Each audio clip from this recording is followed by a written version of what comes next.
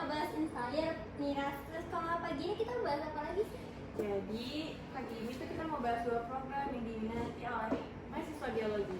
Emang ada? Apa tuh, Ada. Ras? Nah sekarang karena ini kita langsung aja yuk nih, udah ada 2 narasumber kita. Hai. Hai. Oke, baiklah tanpa basa-basi lagi mungkin kita mulai saja pembahasannya pagi ini. Tapi sebelum itu kita perkenalan dulu kali ya dengan 2 narasumber kita. Seperti kata pepatah, tak kenal maka tak sayang. Yuk, kenalan dulu. Yuk.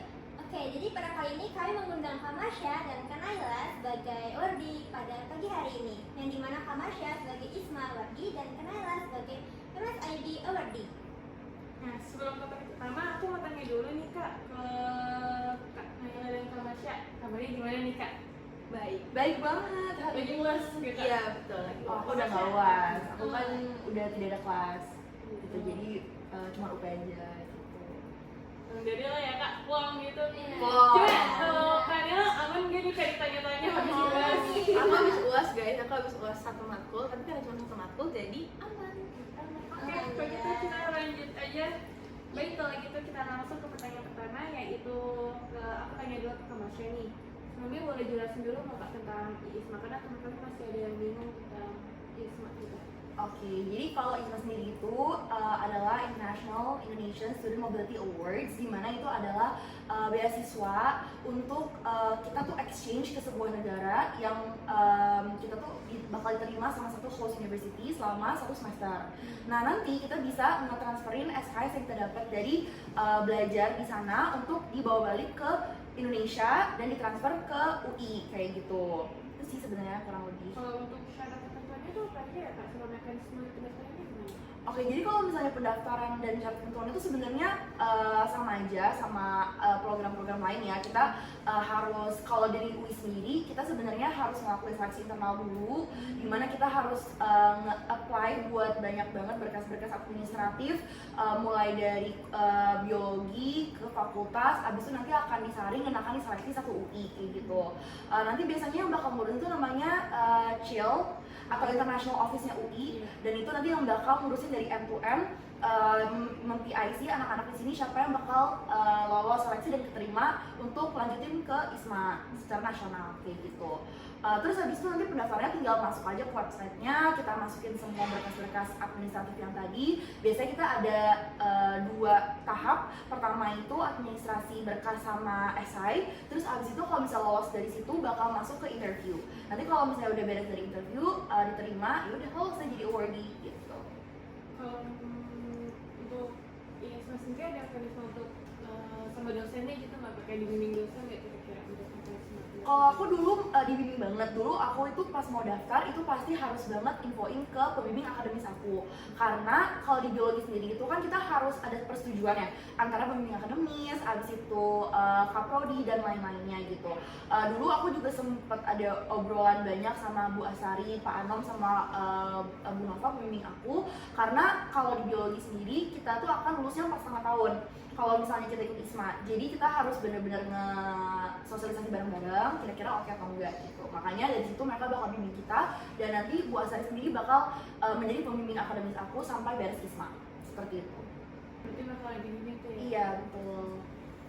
Oke, jadi kan kita udah ngebahas ISMA ya. Kalau dari Kanaila sendiri, MSID tuh kayak gimana sih Kak? Apakah beda sama ISMA atau bagaimana? Oke, jadi kalau MSIB sendiri itu sebenarnya sama-sama program MBKM dari Kemendikbud, tapi ini program berbeda. Jadi MSIB itu panjangannya magang dan studi independen bersertifikat. Jadi ada dua opsi nih, kita mau magang atau mau studi independen. Kalau magang kan seperti biasa ya, kita belajar untuk bekerja di sebuah perusahaan.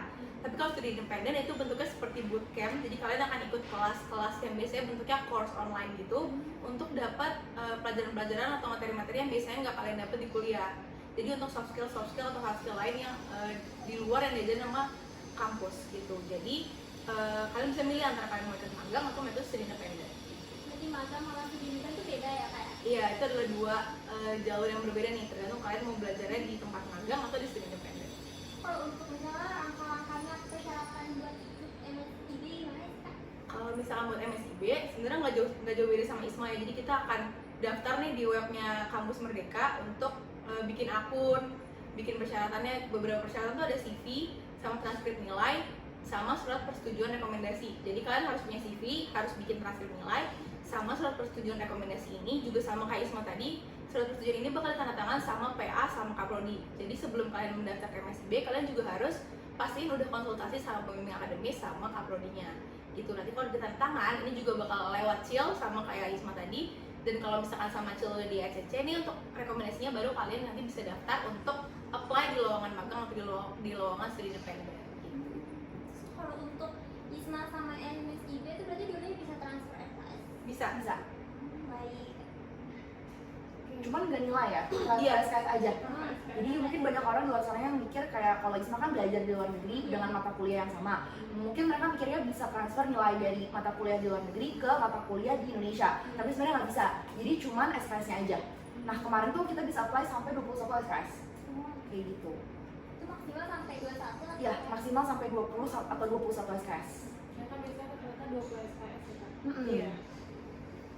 Kalau baik ISMA sama MBSI sendiri tuh kita bisa daftarnya di semester berapa aja Pak? Sama kira-kira dalam rentang waktu periodik itu kapan aja Pak?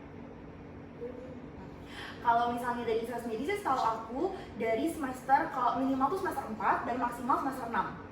Jadi kalau kamu udah melewati 2 semester itu kamu boleh daftar. Kalau kamu di semester 4 ya berarti kamu berangkat ISMA di semester 5. Kalau kamu daftar di semester 6 berarti kamu berangkat ISMA di semester 7.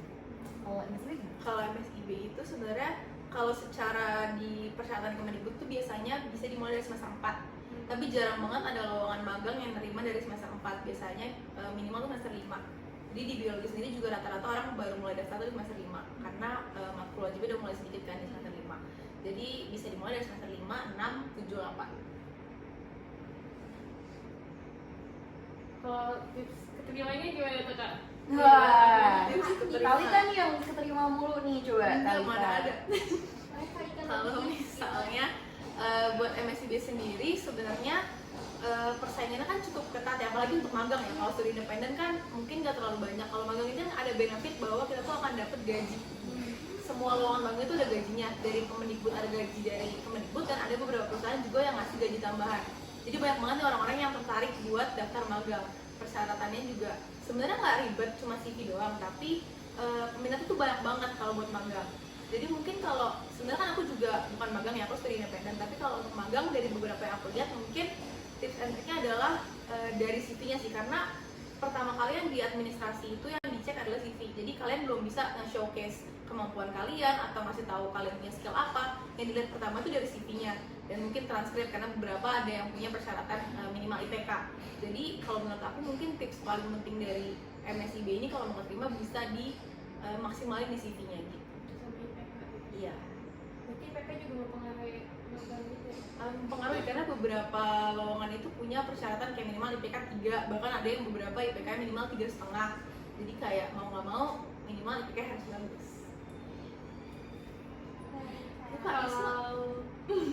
Kalau ISMA ya, mungkin kalau misalnya ISMA tuh tips and triknya tuh cuman kalau aku bisa garis bawah itu cuma 2 sebenarnya. Kayak pertama itu kamu harus bisa banget membuktikan kalau kamu tuh fluent di bahasa Inggris. Karena kita kan di sini kan mau kuliah di luar negeri dan semua persyaratan kita itu pakai bahasa Inggris, mulai dari essay, interview, semua itu pakai bahasa Inggris. Dan kita juga ada untuk kayak harus nge-submit minimal score untuk bahasa Inggrisnya berapa. Dan itu kan harus tes ya, TOEFL, IELTS atau Duolingo. Dan setiap universitas itu pasti punya skor minimum masing-masing juga buat setiap ujian bahasa Inggris gitu. Jadi you have to make sure kalau misalnya kamu benar-benar bisa bagus skor bahasa Inggrisnya dan kamu bisa buktikan bahwa kamu fluent di essay dan interviewnya gitu. Karena kalau kamu jujur kalau kamu nggak terlalu fluent atau kamu masih data-data, agak susah juga nantinya kalau kamu di luar negeri. Karena gimana caranya kamu survive dengan pengetahuan Inggris yang minim misalnya kayak gitu kan, akan susah juga buat komunikasi. Itu pertama. Terus kedua sih mungkin tips and triknya tuh lebih ke kayak kamu benar-benar menunjukkan bahwa kamu tuh layak gitu mendapatkan posisi menjadi beasiswa, menjadi awardee ISMA. Karena kan persaingan tuh banyak banget. Kita kayaknya ada lebih dari 8.000 atau 10.000 gitu mahasiswa di Indonesia yang pengen daftar ISMA. Jadi sebagai orang-orang dari Kemendikbud kan pasti pengen tahu ya kenapa sih kamu layak banget buat dapat posisi ini gitu. Nah kamu harus tunjukin banget apa sih vision and mission kamu kalau kamu jadi awardee, apa yang bakal kamu lakukan, clear goals dan objektifnya tuh apa, sehingga kamu nggak cuma dapat kontribusi dari ISMA, tapi kamu juga bisa berkontribusi nih dari ISMA untuk ya hidup kamu dan sekeliling kamu kayak gitu. Kalau info funded-nya ISMA tuh gimana kan? Kakak bukan funded ya? Iya, kalau aku tuh kebetulan co-funding. Jadi sekarang tuh ISMA tuh udah buka banyak jalur ya sebenarnya ya. Dulu kan cuma fully funded doang nih. Sekarang as years go by, aku dengar sekarang bahkan udah bakal buka lebih dari jalur fully funded sama co-funding. Tapi mungkin belum tahu ya buat tahun ini gimana ya. Tapi tahun lalu cuma ada 2, fully funded sama co-funded, dan aku tuh terima di co-funding. Bedanya ya tadi ya pertanyaannya. Kalau bedanya tuh fully funded itu bener-bener kamu gak harus spend biaya apapun sih sebenarnya buat satu program ini. Jadi buat tiket tiket ke sana, buat kamu tuition fee, buat kamu living cost every month, abis itu uang pokoknya kamu bakal ditransfer uang gitu tiap bulan buat living cost dan lain-lain, itu benar-benar semua dari pemerintah. Jadi kalau misalnya menurut kamu itu cukup ya kamu nggak harus nambah biaya apa-apa. Nah kalau crowdfunding itu bedanya sama mekanismenya kayak tadi, cuman kita nggak dapat living cost. Jadi semua uang bulan itu kita nggak bakal dapat. Kita harus nombokin sendiri gitu. Buat living cost kita per bulan di sana tuh kayak gimana gitu. Tapi buat yang lainnya itu bisa kayak tuition fee atau tiket transportasi ke sana itu tetap di cover sama ISMA kayak gitu. Tapi kalau tiap kuotanya beda atau sama kak? Tiap apa? Kira tiap kuota antara fully funded sama co-funding itu kayak misalkan kali aja dengan fully funded, oh dia kuotanya lebih dikit daripada co-funding. Seingat aku karena pas tahun aku itu baru pertama kali ada co-funding ya, jadi sebenarnya rasio orang yang pengen daftar co-funding itu lebih dikit banget, jauh lebih dikit daripada fully funded gitu. Tapi seingat aku memang penerimaan kuotanya karena lebih dikit yang daftar, lebih dikit yang terima gitu. Tapi kalau bisa fully funded itu dan nggak semua universitas tuh buka co-funding.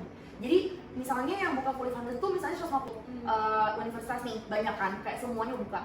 Tapi buat co-funding itu cuman kayak let's say 20-30 gitu. Jadi benar-benar dikit banget gitu, dan makanya yang daftar juga jadi lebih dikit gitu, dan kuotanya juga lebih dikit kayak gitu. Tapi bisa nggak kalau kita daftar dua-duanya? Bisa. Aku dulu juga daftar fully funded dulu, terus abis itu aku daftar co-funding gitu. Jadi kalau kamu mau dua-duanya boleh, kalau kamu baru daftar co-funding sendiri juga boleh. Kayak gitu. Oke, baik. Lalu untuk kalau dari Kanada, kan tadi Kanada studi independen ya? Iya. Ada nggak pengalaman kakak yang mengikuti studi independen itu kayak gimana? Kalau sejauh ini kebetulan aku kan studi independennya itu ngambil course itu sebagai data analis. Jadi itu adalah sebuah course yang beda banget sama bio ya. Di biologi itu nggak ada sama sekali ngebahas tentang data analis karena fokusnya lebih ke kayak statistik dan jatuhnya IT, coding dan lain sebagainya. Itu kayak menurut aku hal yang baru aku pelajarin sekarang sih. Tapi setelah aku belajar ternyata kayak emang dia tuh punya kayak akan sangat berguna buat kedepannya. Banyak banget perusahaan yang butuh seorang data analis, karena sebagai data analis tuh kita akan ngambil data-data perusahaan, kayak kita akan mencoba untuk ngambil sebuah kesimpulan dari data perusahaan, biasanya tentang bisnis, tentang penjualannya kah, atau tentang marketingnya kah, apakah butuh diimprove lagi, dan itu tuh bisa dilihat dari kesimpulan data yang diambil sama seorang data analis. Jadi data analis tuh kita akan mencoba untuk extract data yang banyak itu dan ngambil kesimpulan dari situ. Jadi menurut aku pengalamannya yang menurut aku lumayan berkesan adalah karena ini sebuah hal yang baru dan aku nggak punya sama sekali basic di bidang IT. Sementara hampir semua teman-teman aku yang belajar sebagai data analis di studi independen ini tuh latar belakangnya IT, kayak misalnya anak fasilkom atau anak matematika, anak statistika. Jadi kan kayak ini hal yang baru, mereka udah punya pengetahuan itu sebelumnya, at least udah diajarin basicnya di kuliah, sementara aku enggak. Jadi kayak aku banyak belajar hal baru sih, dan yang paling penting adalah pengalaman buat aku adalah kita ketemu sama teman-teman dari universitas lain yang tadinya kita cuma kuliah di Universitas Indonesia, yang jelas-jelas kita ketemu sama orang-orang yang mungkin hasil penjaringannya lebih bagus. Kita di studi independen dan di magang juga kita tuh bisa ketemu sama teman-teman dari seluruh universitas Indonesia karena benar-benar dibuka untuk seluruh Indonesia kan. Jadi kita bisa dapat banyak insight baru. Oh, mereka ternyata di sana belajarnya kayak gini ya. Oh, standar belajar mereka kayak gini ya. Oh, mereka ternyata hidupnya kayak gini ya. Banyak cerita-cerita baru gitu sih yang aku dapetin dari teman-teman selama studi independen ini. Berarti seru banget ya kak, itu Seru. Berarti kalau studi independen itu dia jadinya kayak asrama gitu atau gimana sih? Enggak, kalau studi independen itu semuanya dilaksanain online. Jadi kita di rumah aja, kayak course online, kelas online biasa gitu. Jadi nggak offline setengah minggu. Kayak camp atau Enggak ada. Kita full online kalau studi independen. Terus untuk studi independen berarti kita anak biologi nggak harus kayak kita harus ambil biologi juga nih kak? Enggak, kalau untuk MBKM kita bebas sih, jadi nggak ada patokan harus ambil yang linear atau nggak linear. Jadi kayak kesempatannya benar-benar terbuka buat kalian yang mau coba berbagai peluang karir dan peluang ilmu-ilmu di luar biologi. Justru dianjurkan ya. Iya, justru makanya dianjurkan MBKM itu untuk terbuka. nggak linear gitu. Oke baik. Kalau di MBKM sendiri, kira-kira ada nggak Kak yang berkaitan dengan biologi? Ada. Kayak di mikrobiologi atau gimana? Sebenarnya ada tapi nggak banyak ya Kak. Di ISMA juga, di MBKM juga nggak terlalu banyak pilihan-pilihan pekerjaan yang spesifik ke biologi. Karena kan biasanya field kerja untuk biologi itu spesifik banget ya. Jadi kayak nggak terlalu banyak dibuka, tapi ada. Kalau di ISMA mungkin kita yang dari ke geologi itu lebih ke matkul yang kita pengen ambil di khusus university-nya itu apa. Iya. Nah cuman kalau misalnya kayak kalian mengharapkan misalnya yang dari ke biologi itu yang benar-benar spesifik kayak mikro kayak gitu, itu nggak mungkin ada karena nggak bakal cukup juga buat belajar spesifik itu dalam waktu 5 bulan kan, atau 4 bulan atau 3 bulan gitu. Jadi pasti kalaupun ada yang terkait dengan science atau biologi itu lebih kayak misalnya sustainable development, natural resources, kayak gitu yang general tapi bisa dirangkum materinya dalam satu semester kayak gitu. Emang bener ya Kak, kalau kita ikut ISMA atau MBKM itu kita akan lulus tepat waktu gitu Kak. Terus emang katanya juga dengar dari teman kami yang dimana juga mereka dengar dari dosen katanya ISMA nggak dianjurin justru buat mahasiswa biologi. Ini mau aku dapat ya benar. Kalau ISMA sih sebenarnya tuh aku tadi udah sempat sebut sedikit ya kalau misalnya aku sekarang jadinya lulusnya 4,5 tahun karena UI itu baru membuat sebuah aturan pas banget di tahun aku daftar ISMA bahwa semua anak yang daftar ISMA itu nggak bisa lulus 4 tahun. Jadi nggak cuma di biologi doang sebenarnya, tapi di fakultas lain tuh juga seperti itu. Mungkin ada ya yang bisa tetap lulus 4 tahun kalau misalnya mereka udah ngambil penelitian atau mulai skripsi itu jauh sebelum mereka daftar ISMA. Nah karena kebetulan aku belum, jadi aku baru ngambil itu kan setelah aku pulang kan. Nah makanya aku lulusnya 4,5 tahun kayak gitu. Tapi aku juga dengar kayak banyak teman-teman aku di fakultas lain juga, di teknik, bahkan fisik juga, kayak mereka juga akhirnya lulus dengan 4,5 dan ya sebenarnya sih kalau menurut kita nggak apa-apa ya, karena mungkin the time yang kita spend buat ISMA itu nggak akan pernah tergantikan lah, jadi itu worth it banget buat kita lakuin. Kalau misalnya dibilang biologi nggak mengajarkan atau enggak sih, sebenarnya menurut aku mereka tuh justru nggak yang kayak restricting kita. Sebenarnya mereka lebih ngasih kita choice aja, kayak kalau kamu ngelakuin ISMA berarti kamu tahu konsekuensinya lulus 4,5 tahun. Nah kamu oke atau enggak dengan itu? Kalau kamu oke, kamu bisa kejar setelah ISMA, silahkan gitu.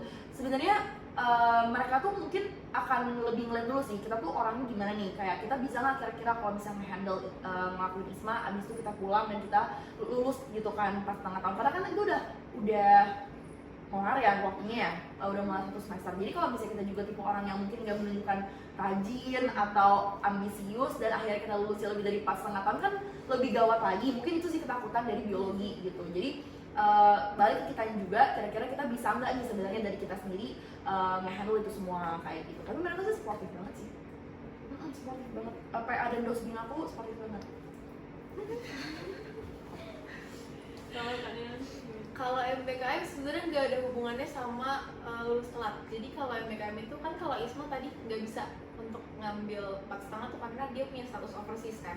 Sebenarnya kalau misalnya MBKM tuh nggak, status kalian tetap mahasiswa aktif. Bahkan aku sekarang juga MBKM dan tetap ngambil matkul kan tadi, tetap ngambil matkul tetap bisa selama kan kalau misalkan MBKM itu 20 SKS.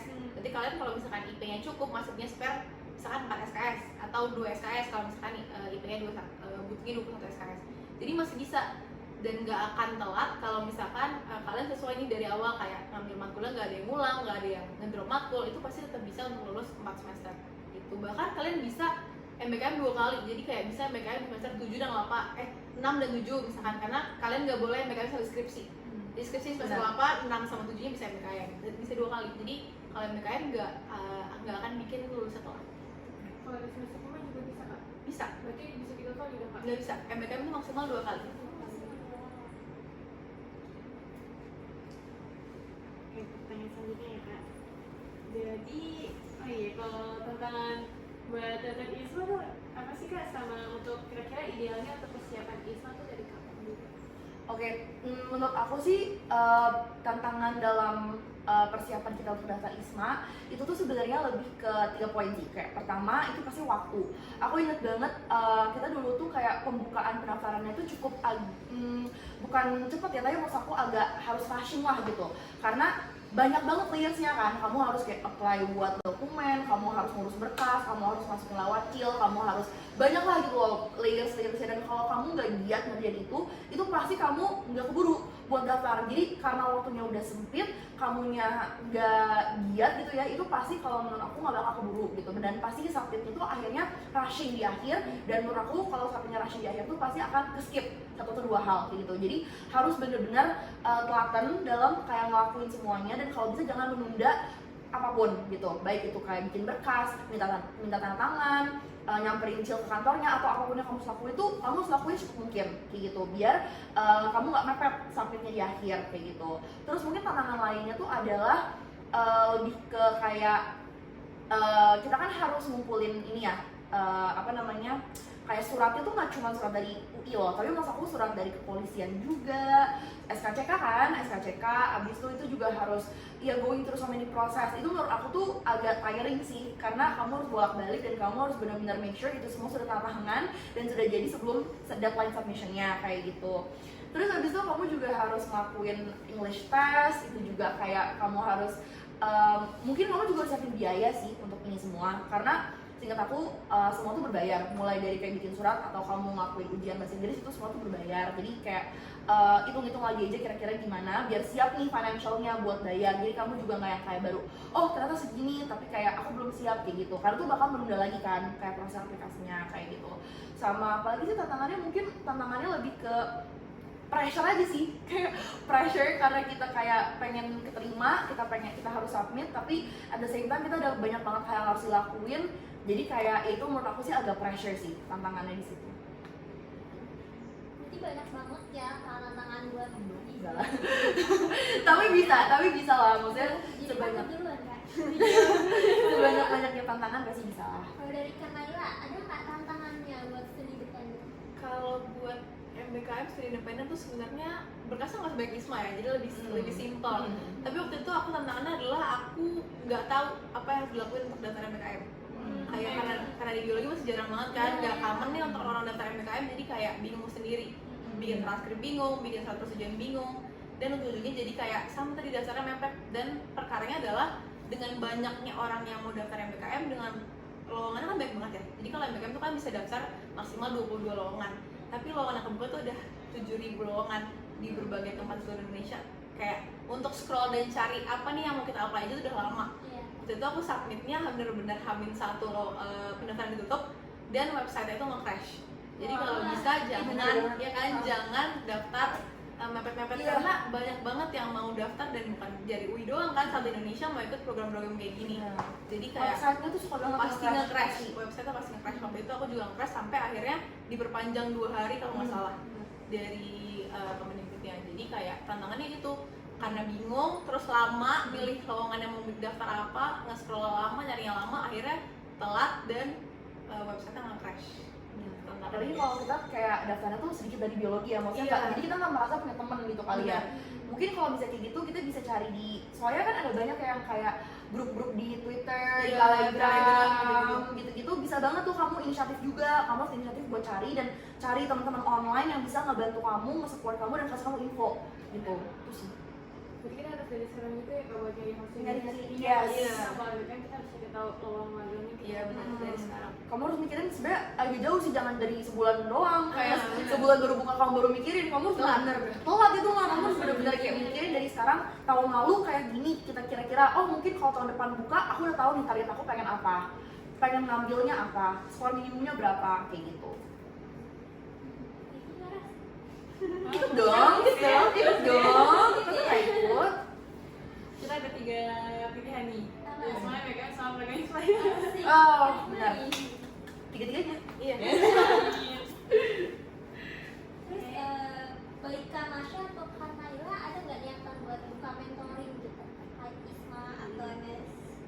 Karena kan jarang ya mentoring terkait. Karena kan biasanya logo di cover gitu ya. Iya.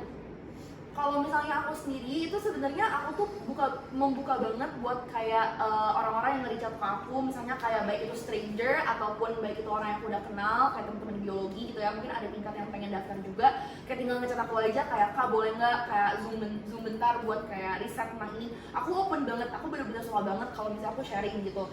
Mungkin aku nggak yang buka dari akunya, tapi kalau misalnya ada orang yang nanya itu bimbing gitu. Dari aku juga kemarin pas beres dari ISMA ada 2 atau 3 stranger yang approach aku dari Instagram, abis itu aku nge-mentorin mereka sampai akhirnya mereka sekarang udah keterima ISMA juga kayak gitu. Dan setahu aku juga banyak banget nih platform-platform organization dari students yang juga ngebuka mentoring, misalnya kayak Abroadening, Student Catalyst, whatever, itu pasti banyak banget dari mereka organisasi yang buka nih. Jadi kalau misal kalian ngeliat ada kesempatannya, kalian ngeliat mentornya bagus-bagus, tapi yang pasti sih bagus semua ya mentor-mentornya, jangan ragu-ragu buat daftar. Menurut aku sih kalian juga harus inisiatif buat cari dan daftar aja gitu mentoring gitu, karena pasti kakak-kakak mentornya sebaik itu. Bahkan ISMA Alumni Club juga buka kok mentoring untuk anak-anak yang pengen daftar ISMA di tahun berikutnya gitu. Jadi sekarang kita punya ISMA Alumni Club, jadi yang bakal membantu kalian sampai keterima. Kak join? Aku enggak sih, aku tidak ikut organisasinya, tapi teman-teman aku banyak yang ikut di sana dan mereka juga aku sering banget ngeliat updatean mereka yang benar-benar ngebantu anak dari nol sampai keterima ISMA. Itu banyak banget yang udah sukses sekarang gitu. Jadi try. Sekarang kamu daftarnya? Iya. Udah tutup belum? Daftar. Kalau tuh gimana? Kalau aku sebenarnya sama sih kurang lebih sama Kak Marsha. Kalau misalkan ada teman-teman yang nanya, biasanya teman-teman angkatan aku suka nanya, karena aku juga kebetulan suka nge-share info-info tentang kayak kapan ya BKM buka gitu. Angkatan aku doang sih sebenarnya, ke beberapa angkatan. Jadi kalau misalnya ada yang suka nanya kayak ya kalau cara bikin transkrip atau bikin surat persetujuan, pasti aku akan coba jawab dan ngasih tau pengalaman aku kemarin gimana. Terus kalau misalkan emang ada, biasanya juga suka ada di tingkat yang nanya, ngobrol-ngobrol nanya kayak sebenarnya BKM tuh ngapain sih, juga pasti aku jawab gitu. Jadi kalau misalkan ada teman-teman yang mau nanya tentang BKM atau tentang ISMA boleh. Siap. Lain kita Pagi ya. ya. Oke, terus kan pasti semester atas tuh makin susah ya akademiknya. Terus gimana sih cara manage waktu buat ISMA sama akademik kita sendiri? Laila nih yang sibuk banget tapi dia ikutnya banyak banget, gimana nih? Enggak guys, sebenarnya kalau dibilang semester akhir makin susah tuh sebenarnya menurut aku enggak Sama. tahu sih, karena kita sekarang udah bisa milih matkul kan. Matkul udah matkul pilihan, jadi kalian ya namanya kalian milih, kalian bisa sesuaikan sama minat kalian. Enggak yang lagi kalian terpaku sama semua matkul tuh harus diikutin. Jadi menurut aku pas kemarin semester, kan aku persiapan di semester 5, lebih fleksibel aja sih sebenarnya. Matkul-makulnya kan lebih enjoy kita ngambilnya. Jadi sebenarnya tuh sulit juga enggak. Kalau sekarang pas aku ngejalanin MBKM-nya kan aku cuma ngambil 1 matkul, jadi ya waktunya lebih longgar lagi guys, cuma ngambil 1 matkul 1 kali seminggu datang ke UI buat kelas, jadi kayak lebih lowong lagi lah. Jadi untuk membagi waktu antara MBKM dan akademis itu sebenarnya nggak terlalu sulit, kecuali kalau misalkan mungkin kalian magang, terus kalian magangnya harus WFO dan jauh ke UI, nah itu mungkin lebih ke manage mungkin di mobilisasinya atau gimana. Tapi kalau untuk matkul sebenarnya enggak, karena kan maksimal kalian ambil 1 atau 2 matkul ya, jadi kayak pasti untuk belajarnya lebih lowong. Dan kan hal yang berbeda nih antara magang dan kampus kan, jadi kalian gak bakal burn out yang kayak Senin sampai Jumat belajar biologi terus harus kayak pusing, pasti enggak, pasti lebih lowong lagi gitu. Jadi lebih bisa buat manage ya. Iya. Dari kamu saya nggak? Aku kalau pas ISMA aku nggak ngambil apa-apa dari biologi, Iya. jadi kosong. Application? Enggak dong, belajar di sana maksudnya ya. Belajar di sana, tapi 1 semesternya full aku fokus di sana. Aku nggak ada kaitannya dengan biologi. Aku juga udah nggak ada organisasi yang aku harus tinggalin juga karena aku dari angkatan tua. Aku udah semester akhir. Jadi menurut aku sih kalau misalnya kamu mungkin tips dari aku justru ya, kalau kamu pengen ISMA yang mending fokus aja nih di ISMA gitu. Jangan kamu coba juggling dengan hal-hal lain, karena takutnya kalau kamu udah jauh tinggalnya, tapi kamu masih ada banyak PR di Indonesia, bakal susah sih. Makanya kalau aku sih pas aku berangkat ke sana, aku udah benar-benar gak ada utang apapun di Indonesia. Kayak aku gak ada utang matkul, aku gak ada utang organisasi, aku gak ada utang kerjaan. Semua itu benar-benar aku rehatin dulu, aku stopin dulu, abis itu aku fokus ISMA kayak gitu. Dan itu doable banget sih. Gitu.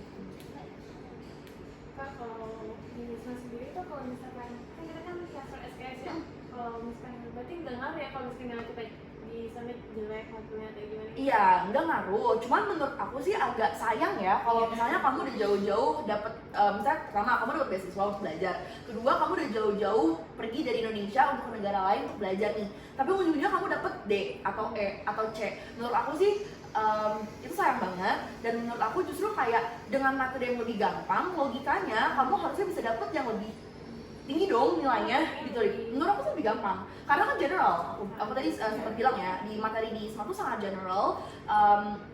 cara belajarnya juga nggak se-strict Indonesia. Kamu kelas cuman kayak sekali atau 2 kali seminggu kayak gitu.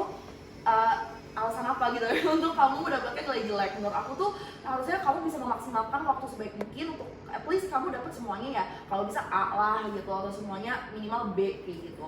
Itu sih menurut aku. Jadi jangan sampai kayak ya kamu ISMA kamu lupa gitu loh, kayak tujuan aku di sini tuh sebenarnya untuk belajar, bukan cuma untuk jalan-jalan, tapi sebenarnya objektifnya kan adalah untuk belajar, mencari pengalaman belajar yang baru di universitas baru dan pulang dengan pengetahuan yang baru. Itu sih sebenarnya. Siap-siap Kak.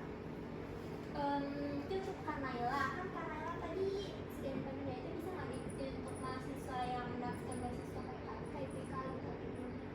Kalau studi independen bisa, karena studi independen itu nggak ada keterkaitan sama biaya kan, karena benar-benar free, nggak ada hubungannya sama beasiswa seperti KIPK atau beasiswa lainnya. Tapi kalau setahu aku untuk magang itu kalian akan ditanya apakah kalian sudah mendapat beasiswa dari pemerintah. Jadi nanti pas daftar itu ada pilihannya apakah kalian sudah dapat beasiswa dari pemerintah, dan nanti ada step-stepnya lagi. Kalau kalian yang penerima KIPK itu nanti ada beberapa persyaratan lagi yang harus kalian baca. Tapi kalau setahu aku bentuknya hanya memang kalian tahu kalau kalian ini penerima KIPK dan akan menerima bantuan lagi dari Kemendikbud sebagai bentuknya gaji gitu. Tapi sejauh ini aku lihat tetap bisa untuk mendaftar magang kalau misalnya kalian emang udah menjadi penerima KIPK. Jadi nggak ada jadi kalau kayak bukan jadi kayak kamu menerima KIPK berarti kamu nggak bisa magang, nggak, tetap bisa, kesempatan tetap terbuka buat semua mahasiswa. Jadi semua bisa ikut ya Kak? Semua bisa ikut. Oke, mungkin dari aku udah cukup. Lara ada yang bertanya? Aku mau tanya. Pertanyaan yang sama atau ke Pak Aisyah? Dari ISMA sendiri juga mempengaruhi nggak Pak? Biasanya itu juga ada pertanyaan ya dari ISMA, misalnya kayak kamu udah jadi recipient in other scholarship atau enggak. Nah menurut aku biasanya kalau misalnya ada orang yang udah dapet beasiswa lain tuh biasanya nggak bisa dapat buat ISMA lagi gitu. Jadi kayak kalau kamu, apalagi kalau kamu sekarang secara aktif masih menerima scholarship dari institusi lain gitu ya, itu kayak kamu nggak bisa dapet ISMA gitu. Tapi menurut aku kalau kamu memang belum terkait beasiswa apa-apa dan kamu uang dan kamu benar-benar mencukupi semua persyaratannya, ya menurut aku sih bakal keterima aja. Jadi terbuka buat semua orang juga gitu. Sama kayak MS sendiri. Pertanyaan terakhir deh Kak. Oke. Temanku mau tanya tips and trick serta to do and what not to do buat ISMA dan MBSI Kak, persiapannya. Oke, ini persiapannya bukan pas ngelakuinnya ya, bukan pas ngelakuin ISMA-nya. Dua-duanya sih Kak boleh. Oh, iya. Boleh Kak, kalau dari juga. Nanti kita ceritanya sampai besok. Panjang banget. Mungkin kalau tadi aku udah ngomongin persiapan, aku sekarang ngomonginnya pas di sananya aja kali ya. Katanya aku udah ngomongin persiapannya. Apa kamu mau duluan nggak? Enggak duluan Kak. Oke. Mungkin kalau dari aku kalau persiapan tadi aku udah kasih tahu apa yang harus di highlight. Kalau menurut aku buat what to do and what not to do serta apa yang kamu harus prepare pas ISMA-nya gitu ya. Itu mungkin ini sih kalau dari aku, pertama kamu harus benar-benar prepare kesehatan mental dan jasmani dan rohani ya, karena di sana kamu bakal live in a very different scenario dari Indonesia, itu jauh dari rumah. Kalau ada apa-apa kamu nggak tahu apa-apa yang di sana, kamu nggak bisa minta tolong secepat itu, nggak ada keluarga kamu juga buat standby. Jadi kamu harus benar-benar make sure kamu tuh siap nih gitu secara mental dan fisik. Kalau misalnya terjadi skenario A, aku udah tahu gimana caranya dengan solusi B, kayak gitu. Kamu harus udah benar-benar bisa mikir semua strateginya, dan makanya kamu bisa persiapan itu dari Indonesia. Kayak misalnya apa yang harus kamu bawa, apa yang harus kamu persiapkan, siapa yang harus kamu kontak, itu kamu udah benar-benar siapin listnya gitu loh dari Indonesia. Jangan baru kamu mikir pas terjadi bad case scenario di sana gitu, karena itu pasti akan shocking banget buat kamu. Kalau misalnya kamu culture shock atau kamu shock secara fisik gitu ya atau psikis, tapi kamu nggak kayak prepare gitu loh, what's the solution to that. Dan menurut aku tuh penting banget. Terus abis itu menurut aku kamu di sana jangan menyalahgunakan aja sih, menurut aku jangan menyalahgunakan privilege yang kamu dapat sebagai awardee ISMA, karena kita kan di sana bisa dapat banyak banget manfaat ya, kayak nggak cuma pengetahuan dan bisa hidup di negara baru, tapi kamu juga dapat uang, kamu juga dapat ya apa ya, experience yang membuka mata untuk pertama kalinya lah gitu. Jadi jangan sampai itu justru dibawa jadi hal negatif dimana kamu kayak menyalahgunakan itu semua menjadi personal benefitnya kamu gitu loh. Kamu harus benar-benar make sure kayak sebagai awardee kamu bertanggung jawab atas apa yang kamu lakukan, dampaknya apa ke surrounding kamu, baik itu secara langsung atau bahkan apa yang kamu posting di social media juga. Itu menurut aku benar-benar kayak harus memikirkan lagi gitu loh impactnya apa, dan apa namanya, manage juga harus wise gitu di sana. Nggak cuma manage itu, tapi juga tadi aku bilang manage finance, manage apa itu kamu harus benar-benar bisa ngatur itu semua sendiri. Karena kalau kamu nggak bisa, itu pasti benar-benar bakal ketara banget di sana. Kayak banyak banget kenal aku orang-orang di sana yang nggak bisa nge-manage diri mereka, nggak bisa nge-manage finance mereka, akhirnya di sana bingung gitu, kayak gimana caranya gitu. Karena pasti masalah kayak gitu nggak bisa dibantuin secepat itu kan kalau dari Indonesia kayak gitu. Dan mungkin terakhir sih kalau di ISMA sendiri, kamu harus benar-benar bisa prepare untuk menyesuaikan aja sih diri kamu secepat mungkin, karena kan di sana kan adaptasinya harus cepet ya, nggak bisa kayak kamu menunggu 2 bulan 3 bulan dulu nih buat kamu adaptasi. Kayak kamu nyampe sana ya minggu depan kamu kuliah ya kuliah gitu loh. Kamu harus benar-benar langsung bisa untuk menyesuaikan diri kamu, gimana nih cara belajar aku, gimana sih cara keseharian aku, pola hidup aku di sana harus kayak gimana, pola makan aku harus kayak gimana di sana, kayak gitu, supaya dampak dari semua aktivitas itu tuh pasti positif gitu, nggak ada yang bakal membuat kamu kesulitan atau kesusahan kayak gitu. Ya meskipun aku juga dulu agak nangis ya di minggu pertama karena susah ya, agak kangen ya, homesick gitu, homesick, ataupun aku juga mikir kayak aduh ini susah banget sih, atau kayak aduh gue nggak cocok banget kayak gini gitu. Tapi ya komunitasnya nggak kak, komunitas karena awardnya gitu nggak? ada. Kalau misalnya di sana kita kan satu batch awardee di satu kota tuh biasanya rame, apalagi kalau misalnya satu negara buka banyak khusus university, itu biasanya kamu bisa banget nih, misalnya kayak ISMA yang keterima di Prancis 3 university, kamu hangout lah, kamu bercengkrama lah gitu kayak 3 khusus university itu gitu.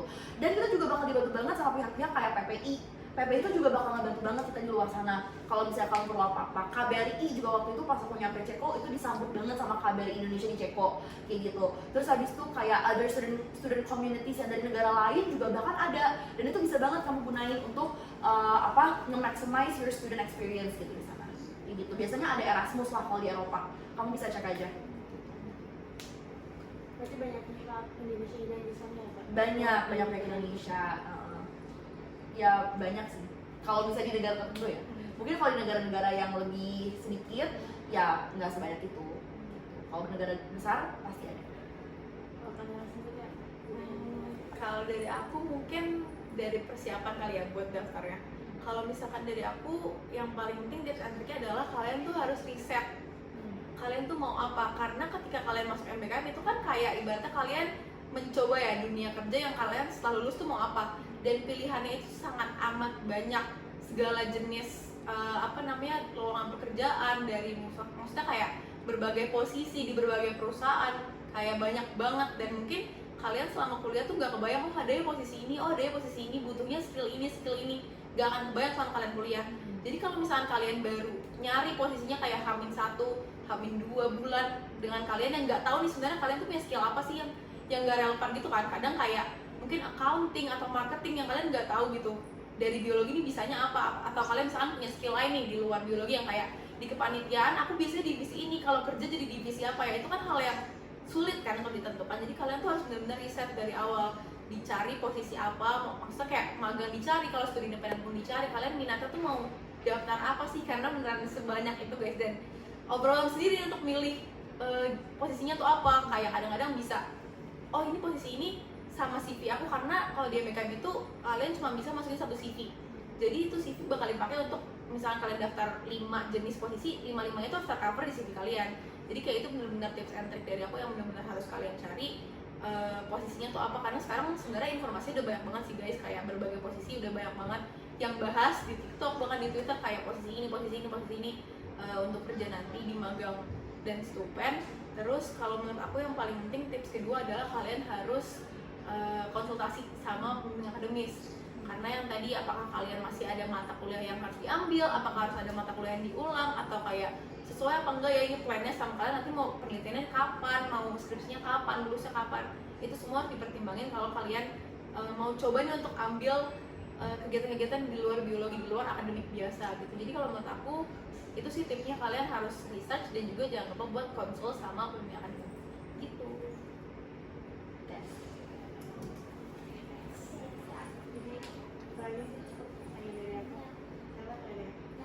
Udah terjawab sama kakak-kakak.